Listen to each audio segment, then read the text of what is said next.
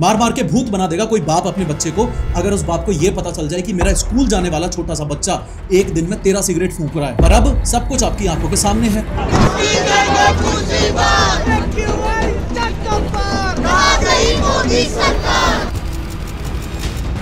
लेकिन हर बार की तरह शुरू से शुरू करते हैं। ये है ओस्लो शहर की इमेज। ओस्लो यूरोप की एक कंट्री नॉर्वे की कैपिटल सिटी है, लेकिन अब साइड बाय साइड रख के दिखाऊं तो ये है अपने देश की कैपिटल सिटी न्यू दिल्ली की इमेज। ओस्लो दुनिया की क्लीनेस्ट सिटी है, दुनिया में सबसे कम पॉल्यूशन वाला शहर, सिर्फ 6 AQI के साथ at the time of recording this video. और वहीं न्यू दिल्ली इस वीडियो को रिकॉर्ड करते वक्त दुनिया की मोस्ट पॉल्यूटेड सिटी है, कम से कम 500+ AQI के साथ। पर क्या हो गया? Why is this a big deal? भाई दिल्ली में सर्दियां शुरू हो गई है, इसलिए धुंध बढ़ गई है, इसलिए ना ही नीला आसमान दिख रहा है और ना ही रोड पे विजिबिलिटी है। तो इसमें इतनी बड़ी बात क्या हो गई? बड़ी बात यह है कि दिल्ली की ये धुंध या कोहरा जिसको हम फॉग समझ रहे हैं, वो असल में धुंध है ही नहीं। ये धुंध प्लस स्मोक का कॉम्बिनेशन है, जिसे स्मोक बोला जाता है। Smog is equal to fog plus smoke. Smog polluted होता है, फॉग क्लीन होता है, और दोनों मिलके स्मोक बनाते हैं जो डर्टी और हार्मफुल धुंध होती है। स्मोक के अंदर धुआं plus dust plus chemicals plus fog सब मिक्स हो जाते हैं। ये लंग्स में घुसकर सांस की दिक्कत, burning eyes, headache, asthma attacks और लॉन्ग टर्म में हार्ट और लंग्स भी डैमेज कर देता है। दिक्कत यह है कि इस स्मोक ने दिल्ली शहर को ढक लिया है, इंडिया की इस कैपिटल सिटी को एक जानलेवा गैस चैम्बर में कन्वर्ट कर दिया है और डिसाइड किया है कि ये अपना असर ना ही तो एकदम तेजी से दिखाएगी और ना ही इंसान को इस तरीके से मारेगी कि लोगों को सब कुछ उनकी आंखों के सामने दिखाई दे। और जब आंखों के सामने लाइव डेडली इंपैक्ट होगा ही नहीं, तो लोगों के लिए इस एयर पोल्यूशन में रहना एकदम आम बात हो जाएगी। इसलिए देश के हाईली एजुकेटेड नेता एयर पोल्यूशन क्राइसिस को कभी नेशनल इमरजेंसी डिक्लेयर करेंगे ही नहीं। सिंपल, क्योंकि ये देखो, ये है पर्सन ए और ये है पर्सन बी। पर्सन ए 5 साल ओस्लो में रहता है और पर्सन बी 5 साल दिल्ली में रहता है। ये दोनों ही ना तो कभी स्मोक करते हैं और ना ही इन दोनों के लंग्स में कोई खराबी थी इनको इधर ओस्लो और दिल्ली में भेजने से पहले, यानी कि प्रेज्यूमेबली इन दोनों के फ्रेश पिंक लंग्स थे, जैसे एक न्यू बॉर्न के होते हैं। ओस्लो या दुनिया के किसी भी और एक्सीलेंट AQI वाले देश में रह के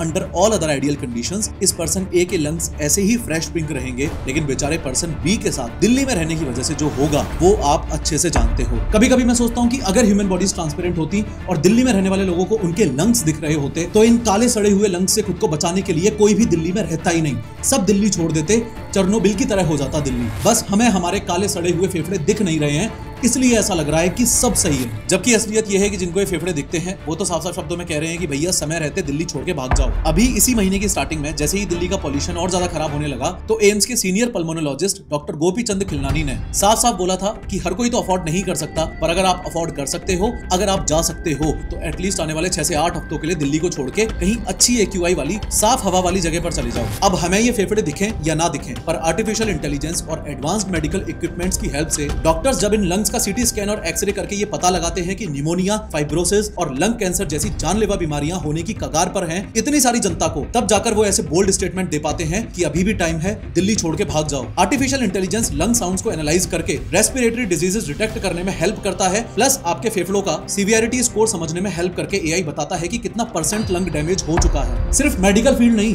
AI आज के टाइम पे हर फील्ड को रिवॉल्यूशनाइज कर रहा है, चाहे एजुकेशन या लर्निंग हो, एंटरटेनमेंट या कंटेंट क्रिएशन हो, या फिर फाइनेंस ही क्यों ना हो। और ऐसे टाइम पे जब AI ही फ्यूचर है, तो AI को एज अ करियर ना चूज करना अपने पैर पे कुल्हाड़ी मारने जैसा है। अगर AI सीखने के लिए आप कंफ्यूज्ड हो, तो आपकी हेल्प करेगा स्केलर। स्केलर इंडिया का एक ऑनलाइन टेक एजुकेशन प्लेटफॉर्म है जो आपको डेटा साइंस और सॉफ्टवेयर रोल्स के लिए तैयार करता है, वो भी AI स्पेशलाइजेशन के साथ। इंस्ट्रक्टर्स के रूप में आपको सिखाने के लिए स्केलर पे मिलेंगे industry experts from top notch companies और उनसे 1-on-1 मेंटरशिप। इसके साथ साथ स्टूडेंट्स को एक्सेस मिलता है स्केलर AI कंपेनियन का, जो कि एक AI टूल है जो स्केलर स्टूडेंट्स को डाउट क्लियरेंस और step by step problem solving में मदद करता है, वो भी 24/7। स्केलर आपको unlimited AI powered mock interviews करने का ऑप्शन देता है जो रियल वर्ल्ड मांग इंटरव्यूज पे ट्रेंड हैं, और 100+ कैपस्टोन प्रोजेक्ट्स के साथ ये भी सिखाते हैं कि YouTube जैसे बाकी प्लेटफॉर्म्स आखिर काम कैसे करते हैं। मोरोवर स्केलर का AI पावर्ड रिज्यूमे बिल्डर आपको एक्शनेबल फीडबैक और इंसाइट्स देके आपके रिज्यूमे को और शार्प बनाने में हेल्प करता है। स्केलर आपको प्लेसमेंट असिस्टेंस भी प्रोवाइड करता है। सबसे बेस्ट बात यह है कि EMI ऑप्शंस की वजह से सब कुछ इजीली एक्सेसिबल है। लिंक मैंने डिस्क्रिप्शन में डाल दिया है, अभी की अभी जाकर स्केलर की free live master class join करो। खैर,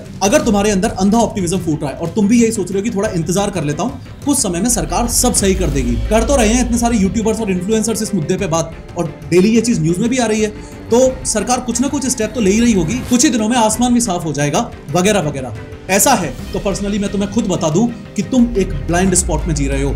इसे बीइंग ऑप्टिमिस्टिक नहीं, बीइंग बेवकूफ बोला जाता है। एयर पॉल्यूशन के मुद्दे को खुद की पर्सनल रिस्पॉन्सिबिलिटी मान के चलो। सरकार जो करेगी उसमें कितने साल लग जाएंगे वो तुम्हें ऑलरेडी पता है, क्योंकि सरकार का अगर सच में कुछ करने का मन होता तो ये लोग उसे दिल्ली में सबसे पहले तो नेशनल इमरजेंसी डिक्लेयर करते, पार्शियल लॉकडाउन लगाते, प्रेस कॉन्फ्रेंस करते और जनता के सामने आके स्टेप बाय स्टेप बताते कि ये क्या कदम उठा रहे हैं जिससे पॉल्यूशन पे कंट्रोल पाया जाएगा। ये सब करने की बजाय ये तो खुद दबा के एयर प्योरीफायर्स ऑर्डर कर रहे हैं और अपने ऑफिसों और घरों में लगा के अपनी पर्सनल हवा शुद्ध कर रहे हैं बस। रिसेंटली गवर्नमेंट ऑफिसेज जिनमें इनकम टैक्स ऑफिस भी शामिल है, उन्होंने 50 एयर प्योरीफायर्स ऑर्डर किए हैं। एनबीसीसी वालों ने 80 लगवा भी लिए। ऑस्ट्रेलिया, पोर्चुगल और न्यूजीलैंड हाई कमीशन और एम्बेसी वाले अपने अपने एयर प्योरीफायर्स अलग लगवा रहे हैं। एनवायरमेंट मिनिस्टर प्रकाश जावड़ेकर, राष्ट्रपति, प्रधानमंत्री, एमएलएज, एमपी सारे के सारे नेताओं को सबको बढ़िया फुल शुद्ध हवा मिल रही है एयर प्योरीफायर्स की मदद से। बस ऐसी तैसी हो रही है तो उस आम आदमी की जैसे इस जहरीली हवा में भी बाहर जाके काम करना ही पड़ेगा। सेम प्रॉब्लम स्कूल जाने वाले बच्चों के साथ भी है। इन्हें भी इसी जहरीली हवा में सांस लेनी पड़ रही है। But there is a catch. Air pollution की वजह से एक फुली ग्रोन एडल्ट की बॉडी पर जो इम्पैक्ट होता है वर्सेस इन छोटे छोटे स्कूल गोइंग बच्चों की बॉडी पर जो इम्पैक्ट होता है, इन दोनों केसेस में बहुत बड़ा डिफरेंस है। मैक्सिमम पेरेंट्स को ये पता ही नहीं है कि एडल्ट्स के कंपैरिजन में पर केजी बॉडी वेट के हिसाब से बच्चे ज्यादा एयर ब्रीथ करते हैं। इसका मतलब ये हुआ कि उन छोटे छोटे फ्रेश और डेवलपिंग लंग्स में कंपैरेटिवली ज्यादा जहर घुस जाता है। आसान भाषा में इसे ऐसे समझ लो कि अगर एक एडल्ट 700 AQI की जहरीली हवा में सांस ले रहा है तो उसी जगह ये बच्चे मान के चलो कि 1400 AQI की जहरीली हवा में ही सांस ले रहे हैं। तो इसमें कोई दो राय नहीं है कि बच्चों को दुगना डैमेज हो रहा है। फिलहाल दिल्ली में जो AQI हो रखा है उस जहरीली हवा में सांस लेने का मतलब है कि जो डैमेज आपके लंग्स को एक दिन में 13 सिगरेट पीने से होता, वो डैमेज दिल्ली में एक दिन की इस खतरनाक हवा से हो रहा है। मार मार के भूत बना देगा कोई बाप अपने बच्चे को अगर उस बाप को यह पता चल जाए कि मेरा स्कूल जाने वाला छोटा सा बच्चा एक दिन में 13 सिगरेट फूंक रहा है। पर अब सब कुछ आपकी आंखों के सामने है।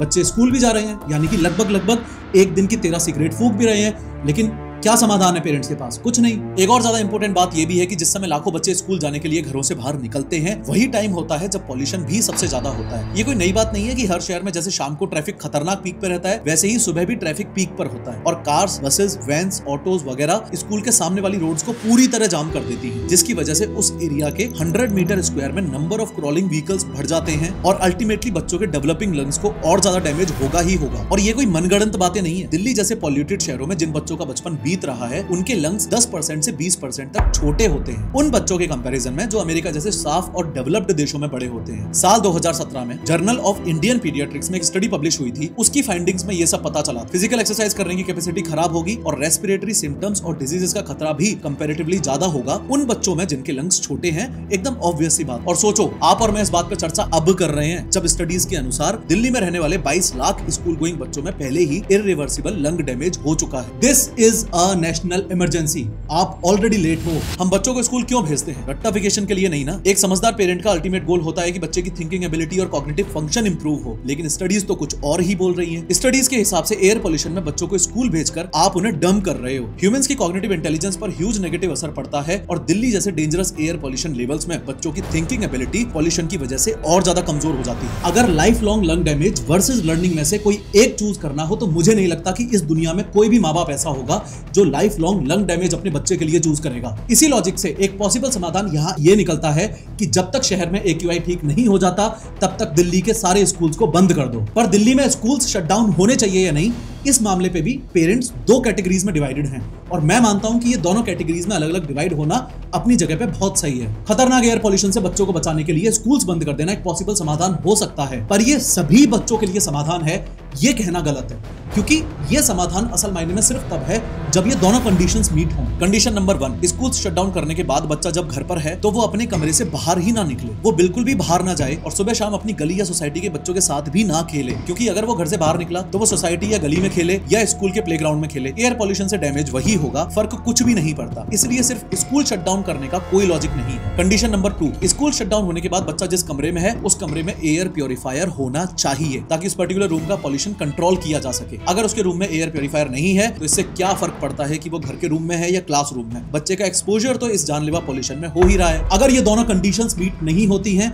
तो दिल्ली में स्कूल्स बंद किए जाएं या ना किए जाएं कोई फर्क नहीं पड़ता, क्योंकि सोचकर देखो कितने घर ऐसे होंगे जहां स्कूल गोइंग बच्चों के लिए घरों में एयर प्योरीफायर्स होंगे। और उससे भी ज्यादा जरूरी सवाल ये है कि लोअर मिडिल क्लास फैमिलीज और मिडिल क्लास फैमिलीज क्या सभी एयर प्योरीफायर अफोर्ड कर सकते हैं? और जब स्कूल बंद होता है तो क्या बच्चे सिर्फ घर में ही रहते हैं? नहीं ना, बच्चे बाहर घूमते ही रहते हैं। और अगर वो एयर प्योरीफाइड रूम से बाहर निकलते हैं तो स्कूल्स बंद हो या चालू हो इससे कोई फर्क नहीं पड़ता। मुझे लगता है कि इसका एक पॉसिबल समाधान ये है कि देश के नेता थोड़ी सी शर्म करके कुछ समय के लिए करप्शन ना करें। हमेशा के लिए तो इन भ्रष्ट नेताओं से एक्सपेक्टेशन है भी नहीं, लेकिन अगर कुछ महीनों के लिए ये थोड़ी सी शर्म करके करप्शन ना करें और उस पैसे से सभी गवर्नमेंट स्कूल्स में अगर एयर प्योरीफायर लगवा दें, तो जिन 6-7 घंटों के लिए बच्चे बेचारे स्कूल में रहते हैं, उतने समय के लिए उन छोटे छोटे बच्चों के फेफड़ों को बचाया जा सकता है। अगर कैलकुलेट करो तो किसी स्कूल के पूरे 60 कमरों में भी लैब्स और क्लासरूम वगैरह सब मिला के अगर देखा जाए तो यह खर्चा टोटल सिर्फ 12 लाख रुपए का है। और अगर दिल्ली सरकार के अंडर आने वाले सभी 1230 सरकारी स्कूलों में यह चीज इंप्लीमेंट कर दी जाए तो यह टोटल खर्चा मिला के सिर्फ और सिर्फ 150 करोड़ रुपए का है। सिर्फ 150 करोड़ रुपए। जिस हिसाब से दिल्ली का एयर पॉल्यूशन का बजट है और जिस हिसाब का टैक्स हम लोग देते हैं, उस हिसाब से ये पैसा कुछ भी नहीं है। अरे ये तो अपने देश का मिनिमम बेसिक करप्शन अमाउंट है यार। इतने मिनिमम अमाउंट से तो हमारे देश में करप्शन स्टार्ट होता है। सिमिलरली गवर्नमेंट को ऑर्डर निकालना चाहिए कि जितने भी प्राइवेट स्कूल्स हैं, सभी प्राइवेट स्कूल्स को हर क्लासरूम और हर लैब में एयर प्योरीफायर लगाना मैंडेटरी हो। अब ये मत बोलना कि जिन प्राइवेट स्कूल्स ने ऐसी खतरनाक लूट मचा रखी है, उनके पास 12-15 लाख रुपए के एयर प्योरीफायर इंस्टॉल करवाने के भी पैसे नहीं है। ये बात सच है कि ऐसा खतरनाक पॉल्यूशन जो हो रखा है उसमें इन बेचारे बच्चों की कोई गलती नहीं है। और ना ही सभी स्कूल्स में एयर प्योरीफायर मैंडेटरी कर देने से कोई परमानेंट सॉल्यूशन बन जाता है। पर सिचुएशन सच में इतनी खराब है कि अपने पूरे 24 घंटों में से जितने ज्यादा घंटे तुम एयर प्योरीफायर में बिता सको, उतना ज्यादा तुम्हारे लिए बेहतर है। एक ठीक ठाक सा कदम सरकार ने यह भी लिया है कि at the time of recording this video काफी स्कूल्स को हाइब्रिड मोड पर डाल दिया है। इस हाइब्रिड मोड से पेरेंट्स को चॉइस मिली है। जिन पेरेंट्स को ऐसा लगता है कि उनके बच्चे घर पे ज्यादा सेफ हैं, घर पे एयर प्योरीफायर भी हो और वो बच्चे एयर प्योरीफायर से बाहर भी ना निकलें, तो कृपया करके वो पेरेंट्स अपने बच्चों को घर पे ही रखें,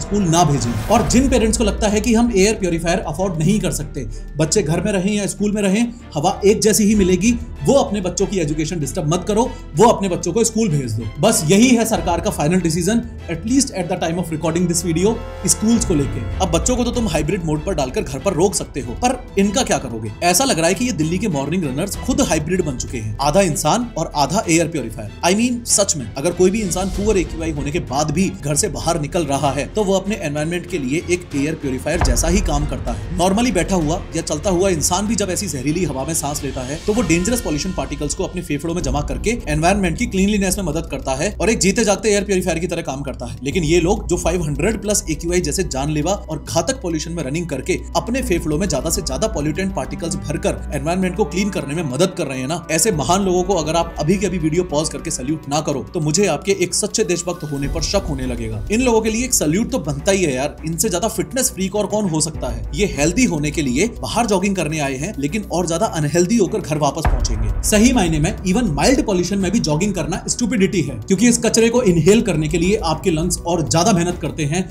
और ज्यादा से ज्यादा कचरा इनहेल करने के बाद आपकी पूरी बॉडी में डिस्ट्रीब्यूट करते हैं। But on a serious note, look at the pathetic condition of this country. पूरे चांसेस हैं कि इन लोगों को इस बात का अंदाजा ही नहीं है कि जिस 500+ एक्यूआई में ये लोग जॉगिंग कर रहे हैं, उसकी सीवियरिटी कितनी ज्यादा है। ये लैक ऑफ अवेयरनेस का एक सॉलिड एग्जांपल है। ये लैक ऑफ अवेयरनेस ही तो है जिसका फायदा उठाकर सरकार पॉल्यूशन मॉनिटरिंग स्टेशंस पे पानी छिड़क के कैसे भी करके एक्यूआई की रीडिंग्स को दबाने की कोशिश कर रही है। जो दिखता है सो बिकता है और उसी की ही बात होती है। पर पॉल्यूशन ना ही तो आंखों से दिखता है और ना ही कोरोना की तरह ये इंस्टेंटली इंसान की जान लेता है। इसलिए इसकी बात और एक्शंस उस लेवल के नहीं लिए जा रहे जिस लेवल के कोरोना के टाइम पे लिए थे, क्योंकि वहां इंस्टेंट मौतें हो रही थी। जबकि एयर पॉल्यूशन की वजह से भले ही इंस्टेंट मौतें ना हो रही हो, पर ये बॉडी को धीरे धीरे अंदर से मार रहा है, क्योंकि ये पूरा का पूरा डैमेज धीरे धीरे करके इकट्ठा होता जा रहा है और एक दिन हम सबको इसका हिसाब चुकाना ही पड़ेगा। पर पॉल्यूशन दिखता क्यों नहीं है? और पॉल्यूशन एग्जैक्टली है क्या? जब कभी भी एक्यूआई यानी कि एयर क्वालिटी इंडेक्स की बात होती है, यानी कि इस बारे में बात होती है कि आपके आसपास की हवा कितनी शुद्ध है और कितनी नहीं,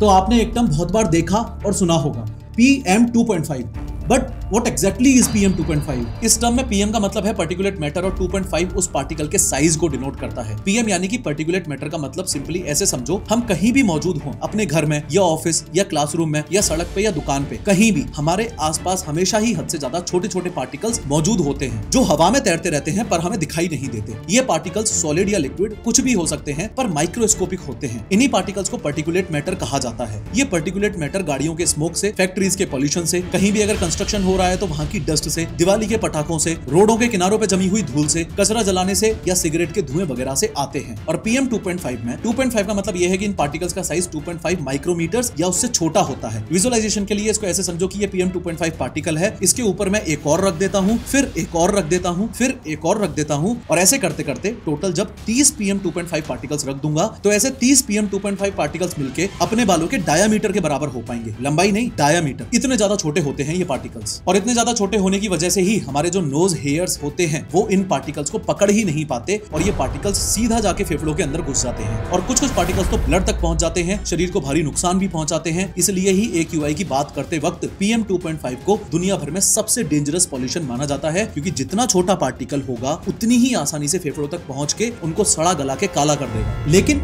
एयर पॉल्यूशन से शरीर आखिर सड़ता कैसे है और लोग ऐसा क्यों बोलते हैं कि मेनली दिल्ली में रहने वाले लोगों की या फिर हर वो इंसान जो रेगुलरली डेंजरस एयर पॉल्यूशन में रह रहा है उसकी लाइफ एक्सपेक्टेंसी 8 से 12 साल कम हो जाती है। I mean, इंसान के शरीर में एग्जैक्टली ऐसा क्या होता है कि जो इंसान 80 साल जीने वाला था वो अगर लगातार डेंजरस एयर पॉल्यूशन लेवल्स में रहे तो सिर्फ 70 साल ही जिएगा। तो होता यह है कि PM 2.5 पार्टिकल्स लंग्स के अंदर परमानेंट सूजन पैदा करते हैं, फेफड़ों की इलास्टिसिटी खत्म हो जाती है और लंग्स धीरे धीरे काले पत्थर की तरह हार्ड होने लगते हैं। एक टाइम ऐसा आ जाता है जब इंसान को नॉर्मल सांस लेने में भी मेहनत करनी पड़ती है। अब मुद्दे की बात यह है कि ये PM 2.5 से होने वाला डैमेज सिर्फ लंग तक लिमिटेड नहीं रहता, क्योंकि ये पार्टिकल्स इतने टाइनी होते हैं कि लंग्स के पीछे ब्लड वेसल्स तक सीप करके ब्लड स्ट्रीम में घुस जाते हैं। ब्लड थिक हो जाता है, जैसे किसी ने उसमें एक्स्ट्रा मैदा मिला दिया हो। हार्ट को इस गंदे ब्लड को पंप करने में दुगनी मेहनत लगती है। आर्टरीज हार्ड हो जाती हैं, उनके अंदर का सरफेस खुरदुरा हो जाता है और धीरे धीरे ब्लॉकेजेस बनना शुरू हो जाते हैं। इसलिए हाई पॉल्यूशन एरियाज में हार्ट अटैक्स और स्ट्रोक्स का रिस्क वर्ल्ड एवरेज से 20 से 40% ज्यादा होता है। और कोविड-19 के टाइम पे भी ये देखने को मिला था कि हाई पॉल्यूशन वाले एरियाज में मौतें कंपैरेटिवली ज्यादा हो रही थी। अब जब पूरे शरीर में डैमेज हो ही रहा है तो ब्रेन बेचारा कैसे बच पाएगा? खून तो हर कहीं जाता ही है ना। PM 2.5 ब्लड स्ट्रीम के थ्रू ब्लड ब्रेन बैरियर को क्रॉस कर लेता है और ब्रेन के अंदर जाके न्यूरॉन्स को इरिटेट करता है। यहीं से शुरू होती है ब्रेन फॉग की प्रॉब्लम। ब्रेन फॉग मतलब दिमाग का हैंग हो जाना। इसमें सोच धीमी हो जाती है, प्लस फोकस टूटता है, प्लस मेमोरी वीक होने की वजह से और भी चीजें याद नहीं रहती हैं। पॉल्यूशन से ब्रेन को जो छोटा छोटा डैमेज होता रहता है ना, उसका रिजल्ट होता है ये दिमाग का धुंधलापन, जिसमें क्लैरिटी गायब हो जाती है। PM 2.5 इम्यूनो सिस्टम को लिटरली कंफ्यूज कर देता है। व्हाइट ब्लड सेल्स को लगता रहता है कि हर वक्त बॉडी पर अटैक हो रहा है, तो वो हमेशा ही फाइट मोड में रहकर और ज्यादा कमजोर हो जाते हैं। वो वायरसेस और बैक्टीरिया को एफिशिएंटली पहचान ही नहीं पाते। इसलिए हाई पॉल्यूशन सिटीज में साफ शहरों के मुकाबले लोग दुगने ज्यादा बीमार पड़ते हैं और खांसी, सर्दी, जुकाम जैसी बेसिक दिक्कतें काफी लंबे समय तक लोगों में चलती हैं। दिल्ली की ये हवा सिर्फ लंग्स नहीं जलाती, जीन्स तक को डैमेज कर देती है। मर्दों में स्पर्म काउंट ड्रॉप होता है और स्पर्म की स्पीड स्लो हो जाती है और उनका DNA खराब हो जाता है। महिलाओं में एग क्वालिटी गिर जाती है, हार्मोन्स इम्बैलेंस होते हैं, मिसकैरेजेस का रिस्क बढ़ता है और जो लेडीज प्रेग्नेंट हैं उनमें अनबॉर्न बेबी का ग्रोथ स्लो हो सकता है। प्रेग्नेंट लेडीज में तो ये पॉल्यूशन प्लेसेंटा क्रॉस करके बेबी के ब्रेन तक पहुंच जाता है। सोचो इस समय दिल्ली में 500+ AQI में जो प्रेग्नेंट लेडीज इस पॉल्यूशन का शिकार हो रही हैं, उन्हें पता भी नहीं है कि उनके पेट में पलता हुआ बच्चा भी पॉल्यूशन का शिकार हो रहा है। प्लस स्किन भी खराब होती है, प्लस लिवर और किडनीज भी खराब होते हैं, प्लस कैंसर के चांसेस भी बढ़ते हैं और बोन्स और मसल्स भी कमजोर पड़ जाते हैं। एंड ध्यान रहे, ये सब फुली प्रूवन साइंटिफिक स्टडीज के बेसिस पर मैं आपको बता रहा हूँ, कोई इधर उधर की रैंडम इंडियन न्यूज मीडिया से उठाई हुई बातें नहीं है ये सब। हम सबको पता है कि देश के मैक्सिमम शहरों का एयर पॉल्यूशन वाला मुद्दा सीरियसली लिया जाए तो सरकार आसानी से इस एयर पॉल्यूशन पे कंट्रोल पा सकती है। आज जो दिल्ली का हाल है, सेम ऐसा ही हाल बीजिंग का भी 2013 में था। लेकिन जब उनकी सरकार ने इस मुद्दे को सीरियसली लिया तो सिर्फ कुछ ही सालों में चाइना ने अपना एयर पॉल्यूशन 89% तक घटा लिया। In before and after photos की मदद से आप आसानी से समझ सकते हो कि चाइना ने एयर पॉल्यूशन को कैसे मात दी। सेम चीज दिल्ली में भी हो सकती है, कोई बड़ी बात नहीं है, लेकिन उसके लिए सही इंटेंट होना जरूरी है। और अपने देश के नेताओं के इंटेंट की बात अगर हम लोग ना ही करें तो ज्यादा बेहतर है। आप लोग अच्छे से जानते हो कि करप्शन किस लेवल पर है। तो मेरी बात मानो, सरकार के भरोसे अपने घर वालों की, अपने बच्चों की जिंदगी खतरे में मत डालो। गवर्नमेंट क्या करेगी, कब करेगी, कैसे करेगी, हमें नहीं पता। इसलिए एयर पॉल्यूशन को अपनी पर्सनल रिस्पॉन्सिबिलिटी समझ के ये जो आगे स्टेप्स मैं आपको कुछ बता रहा हूं, उन स्टेप्स को एक्चुअली फॉलो करो। प्रिकॉशन नंबर 1, सबसे पहले तो अपने एक्सरसाइज का टाइमिंग शिफ्ट करो। सर्दियों में सुबह 5 से 10 बजे तक पॉल्यूशन सबसे ज्यादा होता है। इस टाइम पर रनिंग, जॉगिंग और एक्सरसाइज करने का मतलब है अपने लंग्स को वैक्यूम क्लीनर बना के PM 2.5 पार्टिकल्स को अंदर खींचना। दोपहर में AQI थोड़ा बेटर होता है तो कोशिश करो कि एक्सरसाइज तब की जाए। दिल्ली की हवा में जो PM 2.5 है उसको सर्जिकल मास्क और कॉटन मास्क बिल्कुल भी नहीं रोक सकते। तो ये सब फालतू के मास्क का यूज करके खुद को झूठी तसल्ली मत दो। सिर्फ और सिर्फ N95, KN95 या FFP2 टाइप के मास्क ही यूज करो, क्योंकि ये 60 to 80% पार्टिकल्स को रोक लेते हैं। प्रिकॉशन नंबर 3, अगर बजट है तो अच्छे से एयर प्योरीफायर्स घर में जरूर लगाओ। और अगर बजट बहुत ज्यादा टाइट है तो सिर्फ बेडरूम में ही एयर प्योरीफायर्स लगाओ, क्योंकि आप वहां 8 से 9 घंटे रहते हो। किसी की बातों में आके ऐसा लल्लू सा एयर प्योरीफायर मत खरीद लेना, बल्कि HEPA H13 या H14 प्योरीफायर लेना जिसका CADR 300 से 400+ हो। प्रिकॉशन नंबर 4, रूम को सील करो, क्योंकि एयर प्योरीफायर भी सिर्फ तभी काम करता है जब तक लिमिटेड अमाउंट ऑफ एयर उसको प्योरीफाई करने के लिए दी जाए। लेकिन ऑब्वियस सी बात है कि आप रूम को को 24/7 सील तो नहीं कर सकते, उसमें वेंटिलेशन होना भी बहुत ज्यादा जरूरी है। तो घर का वेंटिलेशन एकदम स्मार्टली करना है, यानी कि सिर्फ तब वेंटिलेशन करना है जब AQI थोड़ा बेटर है। इसके लिए बेस्ट टाइमिंग है दोपहर 12 से 3 बजे का। इनफैक्ट कहीं बाहर भी निकलना हो और दिन में कब बाहर निकलना है इसकी चॉइस अगर तुम्हारे पास हो तो दोपहर 12 से 3 के बीच का टाइम चुनो, प्लस N95 मास्क भी चुनो। And last and most important step is, ये मत भूलो कि सरकार की गलतियों की वजह से एक पार्शियल लॉकडाउन आपको खुद पे ठोकना पड़ रहा है, इसलिए एयर पॉल्यूशन के खिलाफ आवाज उठाओ। सरकार ने पहले तो उन प्रोटेस्टर्स को साफ कर दिया जो एयर पॉल्यूशन के खिलाफ इंडिया गेट पर आवाज उठाने आए थे, और फिर इस पूरे मुद्दे को ही इतना इग्नोर कर दिया गया कि एयर पॉल्यूशन ने उस इंडिया गेट को ही साफ कर दिया। दोनों स्टेप्स साइड बाय साइड चलने चाहिए। खुद को एयर पॉल्यूशन से बचाते चलो और सरकार के खिलाफ आवाज उठाते चलो, क्योंकि सच ये है कि हवा तब तक साफ नहीं होगी जब तक इन नेताओं के इरादे साफ नहीं होंगे। फिर से याद दिला दूं, स्केलर की फ्री लाइव मास्टर क्लास अभी जाकर ज्वाइन करो, लिंक मैंने डिस्क्रिप्शन में दे दिया है। खैर, इस वीडियो पर क्लिक करके समझो कि हॉस्पिटल नेग्लिजेंस की वजह से यंग इंडियंस की मौतें अपने देश में कैसे हो रही हैं।